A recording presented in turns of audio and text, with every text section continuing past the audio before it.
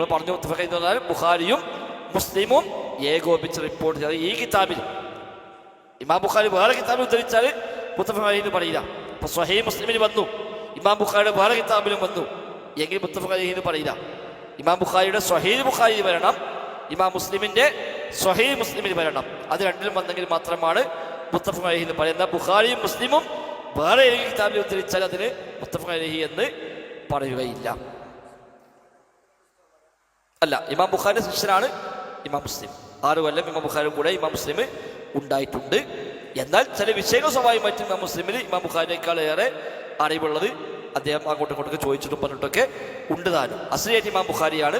ഉസ്താദ് പ്രായം കൊണ്ടും 6 വയസ്സിന് വ്യത്യാസം അവർ തമ്മിൽ ഉണ്ട് താനും. ഇമാം ബുഖാരി മരിച്ച് അതിന് ശേഷമാണ് ഇമാം മുസ്ലിം പിന്നീട് മരിക്കുന്നതും. അപ്പോൾ ആ നിലക്ക് അപ്പോൾ ആ ഇമാം ബുഖാരി ഇമാം മുസ്ലിമും അവരുടെ സ്വഹീഹുകളിൽ ഉദ്ധരിച്ചെങ്കിൽ മാത്രമാണ് അതിന് മുത്തഫഖ് അലൈഹി എന്ന് പറയുക.